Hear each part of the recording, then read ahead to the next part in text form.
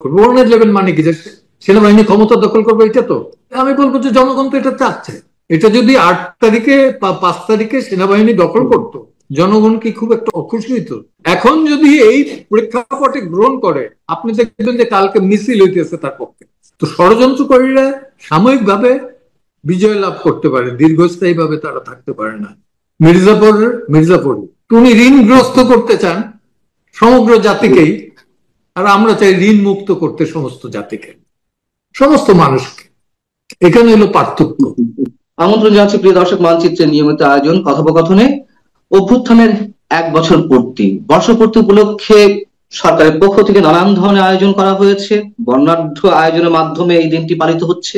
কিন্তু এক বছরে গণমানুষের ভাগ্যের কতটা পরিবর্তন হলো, আমাদের মুক্তিযুদ্ধের চেতনা কতটা সংরক্ষিত হলো, আমরা কতটা এগুলাম অথবা পেছালাম, এসব বিষয় নিয়ে আমরা কথা বলবো। এই বিষয়ে আলোচনার জন্য আমাদের সঙ্গে যুক্ত রয়েছেন রণাঙ্গনের মুক্তিযোদ্ধা, সিনিয়র আইনজীবী, মানবাধিকার কর্মী অ্যাডভোকেট জেডাই খান পান্না। অ্যাডভোকেট জেডাই খান পান্না, আমি আপনাকে স্বাগত জানাচ্ছি এবং অবশ্যই আপনার প্রতি প্রথমেই সশ্রদ্ধ সালাম। একজন মুক্তিযোদ্ধা হিসেবে আপনাকে এখনো আমরা পাচ্ছি কথা বলার জন্য। আপনার কাছে প্রথমেই যেটি জানতে চাই, 2024-এর 5 আগস্ট থেকে 2025-এর 5 আগস্ট আপনি কিভাবে মূল্যায়ন করবেন?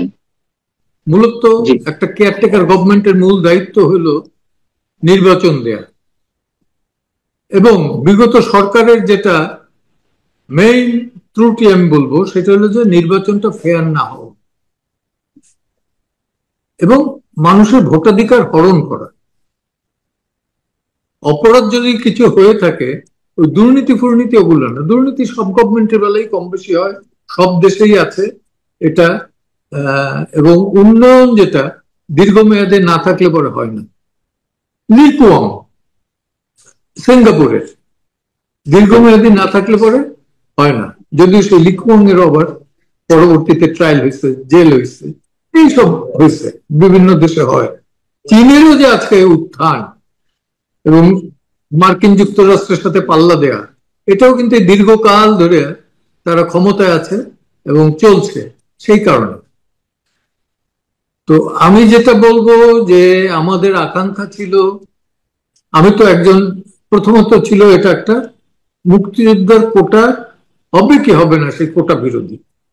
আমি আগাগোড়াই কোটা বিরোধী ছিলাম, সার্টিফিকেট প্রথারও বিরোধী ছিলাম, যে কারণে এদের এটা অংশগ্রহণ করলাম। পরে দেখলাম যে এরা 5 তারিখের পর হয়ে গেল বৈষম্য বিরোধী।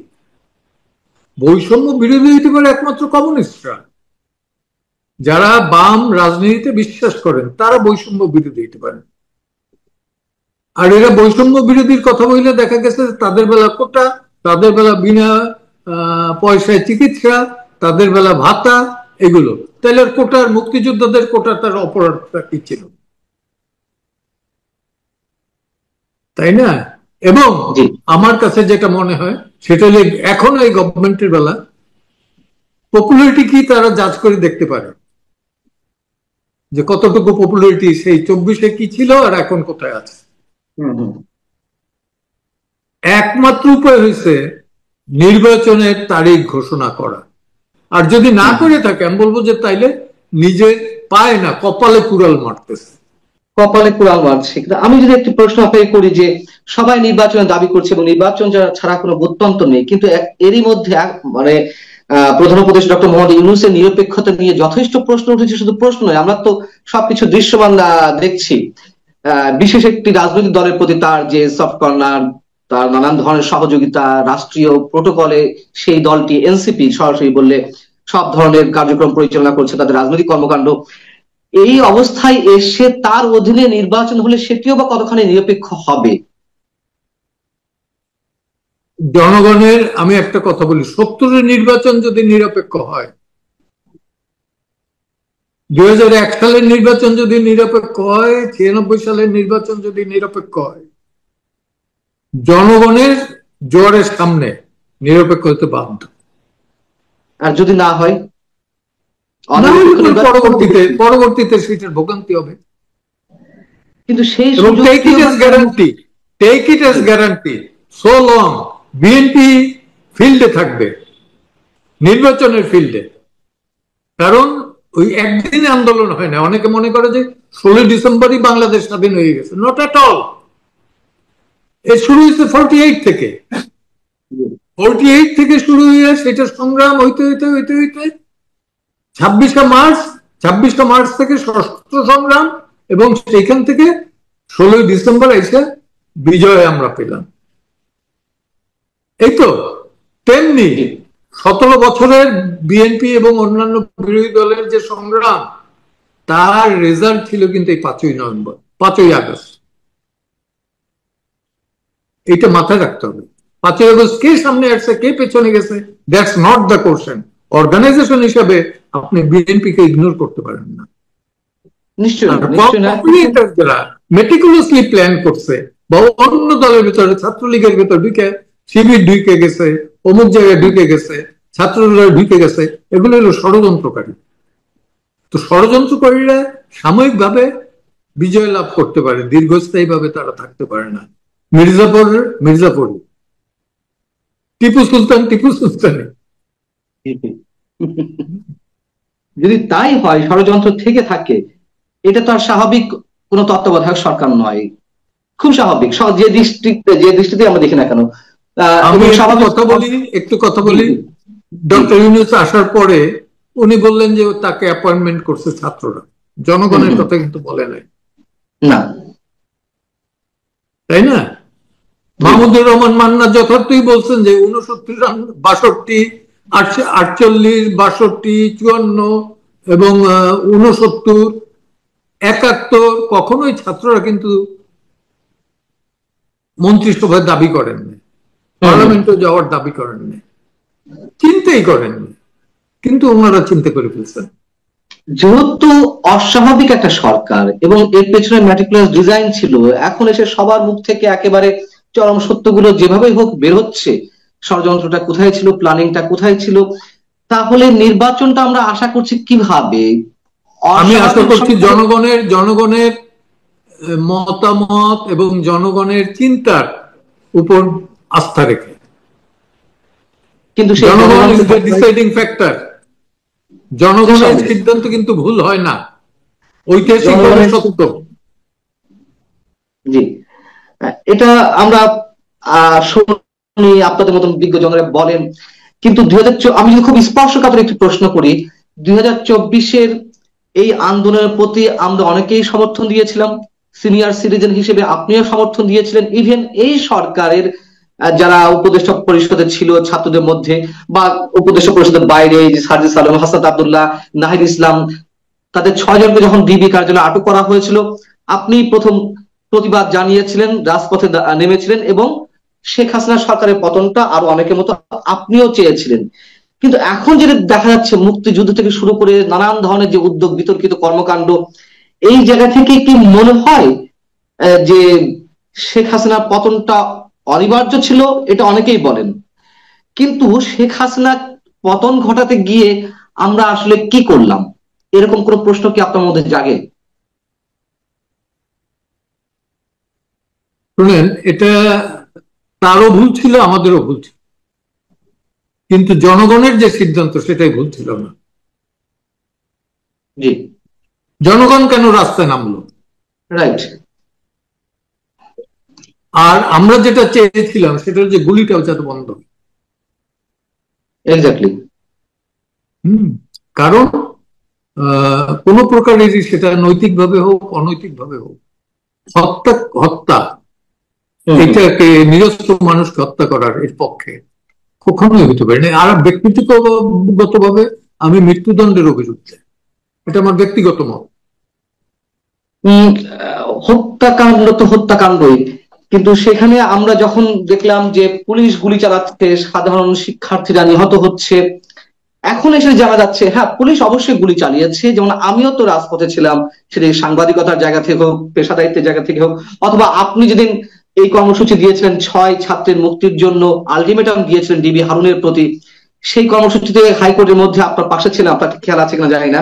যাই হোক, তো এখন তো এসে জানা যাচ্ছে কিভাবে পুলিশ হত্যাকাণ্ড ঘটানো হয়েছে, কিভাবে মেট্রো রেলে, কিভাবে বিটি ভবনে আগুন দেওয়া হয়েছে, থার্ড পার্টি এসে তারা নিরীহ শিক্ষার্থীদের উপর গুলি চালিয়ে সরকারের উপরে দোষটা চাপালো, মানুষের মধ্যে ক্ষোভের সঞ্চার করলো। আমি আবারও বলি, অবশ্যই আইন শৃঙ্খলা রক্ষাকারী বাহিনীও গুলি চালিয়েছিল। তাহলে এখন এসে আমরা কাদের বিচার দাবি করবো? অবশ্যই শেখ হাসিনা সরকারে যারা ছিল তাদের বিচারটা দাবি করি, পাশাপাশি আমরা কি আর কারো বিচার দাবি তুলবো না?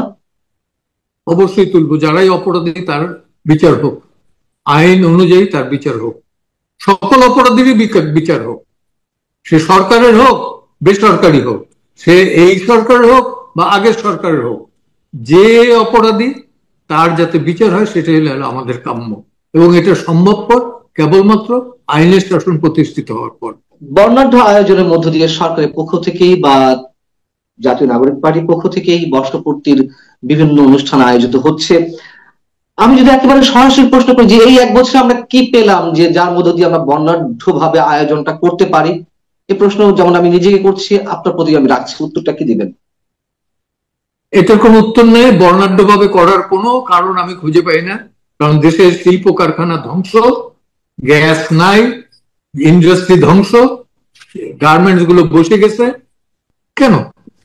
এই যে মবের নামে যে ভায়োলেন্সটা হচ্ছে, জি,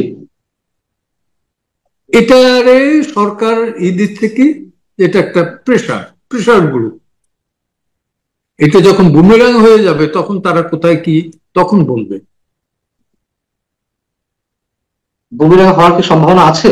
অবশ্যই আছে। আমি একটা উদাহরণ দিই। 2003 সালে 4 সালে বোধ হয় র্যাব হইল। র্যাব হওয়ার পর 5 সালেই আমরা একটা বের করলাম, সেখানে যে র্যাব না রাষ্ট্রীয় সন্ত্রাস, একটা পুস্তিকা, যে 1 বছর ভেতর কতগুলো হয়েছে। সে র্যাব গঠন করছে কিন্তু বিএনপির আমল। পরবর্তীতে কিন্তু সবচেয়ে বেশি র্যাবের দ্বারা ক্ষতিগ্রস্ত হয়েছে বিএনপি। র্যাবের দ্বারা ক্ষতিগ্রস্ত হয়েছে বিএনপি, যে কারণে বিএনপির একটা আর্লি কমিটমেন্ট আছে যে তারা ক্ষমতায় গেলে পরে র্যাবকে বিলুপ্ত ঘোষণা করবে। আমি জানি না এটা এখনো তার স্ট্রিক্ট থাকবে কিনা, কিন্তু তাদের একটা আছে। তো এই যে অবস্থাটা, যে যেটা করে সে সেটা ভোগে। আজকে যে আওয়ামী লীগের মতো সংগঠন সারা দেশে নাই, কই পাকিস্তান আমল তো এটা ছিল না। আজকে তারা সব ছাত্র নেতারা দেশের বাইরে, দেশে থাকবে, সেটা দরকার জেলে থাকবে, জেলে থাকবে।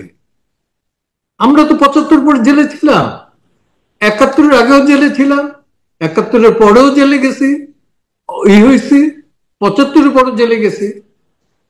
তাতে কি 92-তে গণ আদালত করতে গিয়ে ওয়ারেন্টি হয়েছে জানার ইমাম সহ 24 জনার।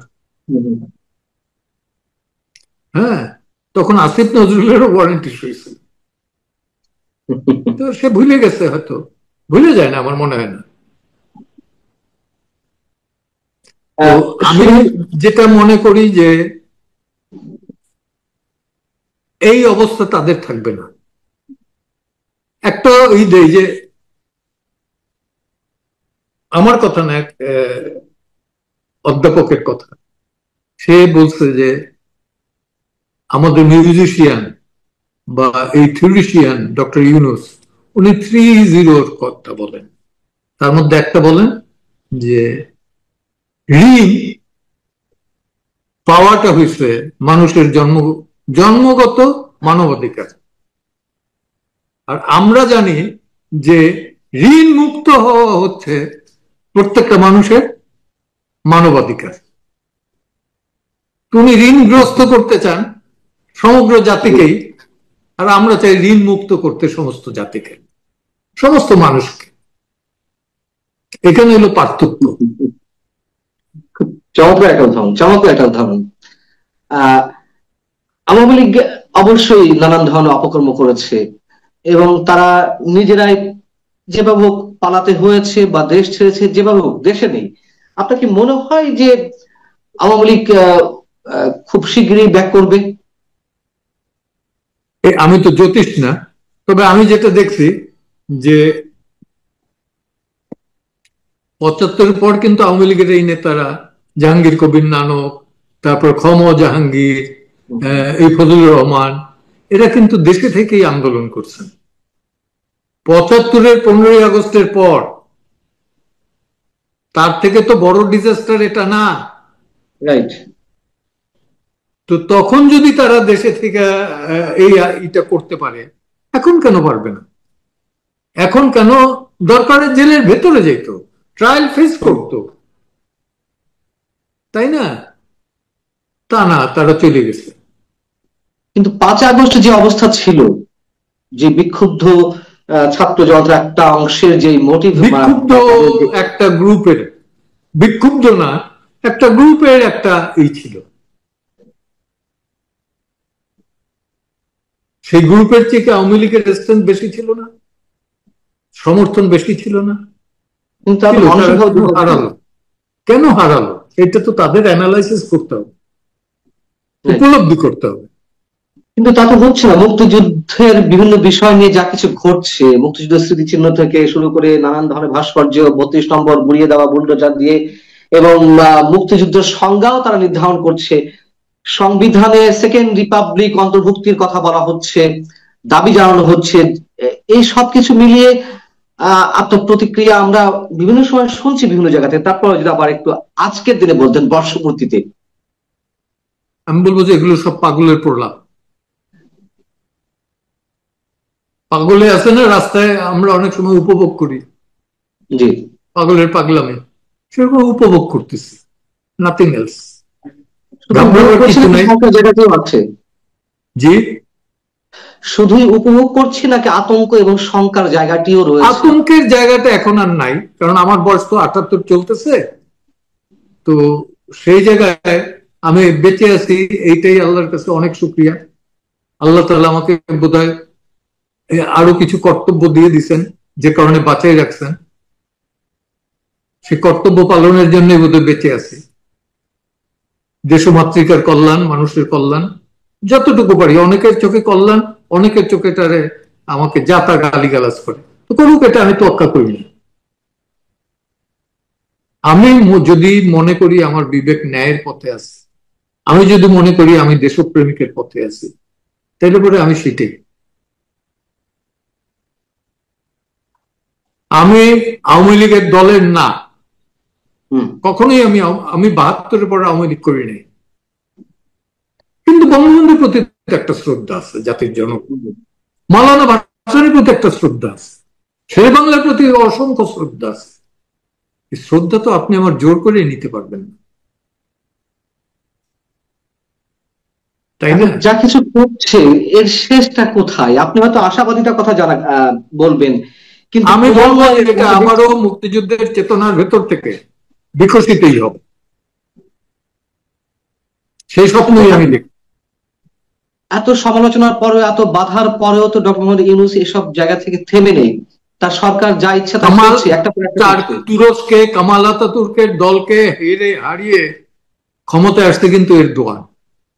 কিন্তু সে একটা সময় চিন্তায় ছিল যে এরদোয়ানের চিন্তা চেতনায় যেটা ছিল যে খলিফা হবে এবং খেলাফতকে আবার নিয়ে আসবেন উনি, এবং কামাল আতাতুর্ককে উনি নাস্তিক টাস্তিক বলে তুলে চেষ্টা করছিলেন। পরবর্তীতে কিন্তু দেখা গেছে যে আঙ্কারার মেয়র হয়ে গেছেন কামাল আতাতুর্কের দলের, যেটা আগে ছিলেন এরদোয়ান। এই যে পরিবর্তন, মানুষ কিন্তু পরিবর্তন একটা চায়, কিন্তু মূল পরিবর্তন চায় না। আমি যেরকম আমার জাতিসত্তাকে বিসর্জন দিতে পারি না, তেমনি আমার ধর্মকেও বিসর্জন দিতে পারি না। এটা কিন্তু পাশাপাশি। তেমনি একটা হিন্দুও তার হিন্দুত্ব বিসর্জন দেবে না, আবার বাঙালিত্ব বিসর্জন দেবে না। অতএব এখানে আমার মিলটা কোথায়? মিলটা হলো জাতিসত্তা। অতএব, এবং বাংলাদেশ হলো একটা ব্যতিক্রমী দেশ, যেটা গণতন্ত্র এবং অসাম্প্রদায়িক একটা রাষ্ট্র গঠনের জন্য 9 মাস লড়াই করছে, 30 লক্ষ মানুষ আত্মহতি দিচ্ছে, 2 লক্ষ মানুষ মা বোন তার ইজ্জত পেয়েছে। এটা একটা ব্যতিক্রমী রাষ্ট্র। এই রাষ্ট্রকে এত সহজে ভুলানো যাবে না। বিপথে পরিচালিত করার চেষ্টা করতে পারে, চেষ্টা বিভিন্ন জায়গায়। আজকে পাকিস্তানের বেলুচিস্তানের মতো জায়গায় একজন মহিলা নেতৃত্ব দিচ্ছে, ডক্টর মাহেরান, স্বাধীনতার নেতৃত্ব দিচ্ছে। যে বেলুচিস্তান বলা যায় যে এক রকমের কট্টর সুন্নি মুসলমানদের দেশ, সেইখানে কিন্তু মাহেরান লক্ষ লক্ষ মানুষের সামনে দাঁড়িয়ে বলছে যে আমরা বালুচ, আমরা বাঙালি না, আমরা শহীদদের অমর্যাদা করব না। বাঙালিরা আমরা যে শহীদদের অমর্যাদা করেছি সেটা কিন্তু মাহেরাং পর্যন্ত, বালুচিস্তান পর্যন্ত গেছে। সরকারের অন্যতম উপদেষ্টা, তথ্য এবং সম্প্রচার বিষয়ক উপদেষ্টা, ছাত্র প্রতিনিধি হিসেবে যিনি আছেন, মাহফুজ আলম, তিনি এই বর্ষপূর্তির ঠিক পূর্বক্ষণে মন্তব্য করেছেন যে আরেকটি 1/11 গন্ধ পাওয়া যাচ্ছে। তেমন কিছু ঘটার সম্ভাবনা রয়েছে, অথবা সরকার কি নিজেই কোনো আতঙ্কের মধ্যে রয়েছে? এটা আমি বলতে পারি না, কারণ তারা কি আতঙ্কে আছে না উৎসবে আছে এটা তারা জানে।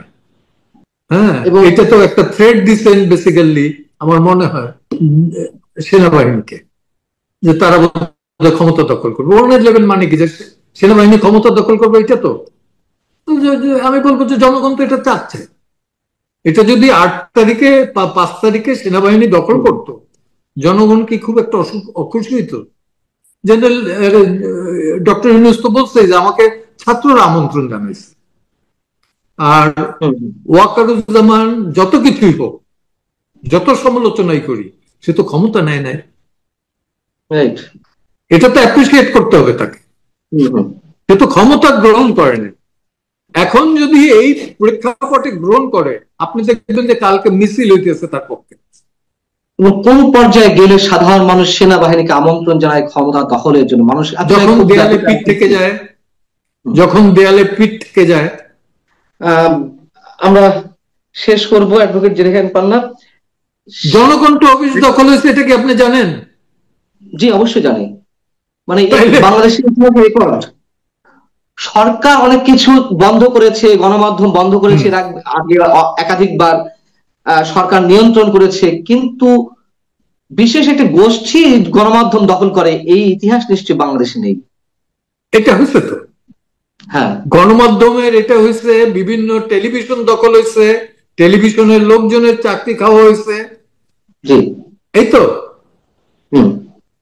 ফর এক্সাম্পল এটিএন এর জয় মামুন, তারে আমি দেখি না কোনোদিন যে আওয়ামী লীগেরই করতে। বরঞ্চ যেদিন ডক্টর ইউনূস নোবেল অ্যাওয়ার্ড পায়, সেদিন অটোয়ায় তার যে উৎসব মুখর একটা ছিল, সেটা অচিন্তনীয়, চোখে পড়ার মতো।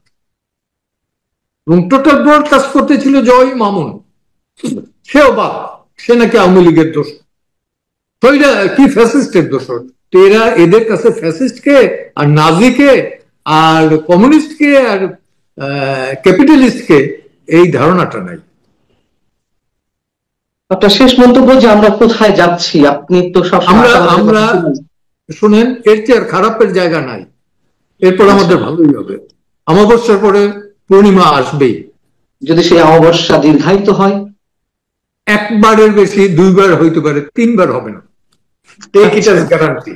প্রকৃতির নিয়ম হয়েছে অমাবস্যার পরে, হয়তো আমি দেখতে পাবো না, কিন্তু কোথাও না কোথাও পূর্ণিমা আসবে।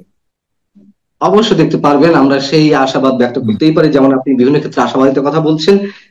এবং সবচেয়ে শেষে একটা ছোট্ট প্রশ্ন, যেমন আপনি বললেন ছাত্ররা কখনো ক্ষমতা দখল করেনি, ছাত্ররা পার্লামেন্টে যাওয়ার চেষ্টা করেনি, যারা বিভিন্ন সময় গণ অভ্যুত্থান ঘটিয়েছে, নানান ধরনের গণতান্ত্রিক আন্দোলন করেছে, এই ছাত্রদের একটি অংশ তেমনটাই করছে। পাশাপাশি তারা গণ অভ্যুত্থানের স্বীকৃতি চাই, সো-কল্ড বিপ্লবের স্বীকৃতি চাই।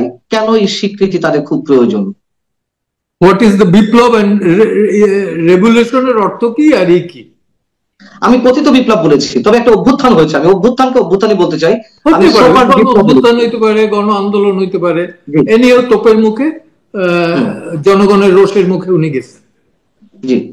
এবং একসময় তো এই যে গ্রাফিতি, এটা বিদেশিদের ডক্টর ইউনূস হাইটে হাইটে দেখাইছেন দেয়ালের গ্রাফিতি। এখন কি উনি হাঁটতে পারেন না? গ্রাফিতি পড়েন, দেখেন, মানুষের চোখের দিকে, মানুষের নার্ভ বোঝেন। অনেক ধন্যবাদ অ্যাডভোকেট জেরিহান পান্না, একজন মুক্তিযোদ্ধা হিসেবে। আপনাকেও। যেহেতু আপনাদের মতন এখন হাতে গোনা কয়েকজন অন্তত আছেন যাদের সাহসে আমরা আলোকবর্তিকা খুঁজে পাই, অন্তত সেই জায়গা থেকে আমরা আশা করবো আরো দীর্ঘদিন আপনাদের মতো মানুষেরা যে কজন আছেন অন্তত দীর্ঘায়ু হন।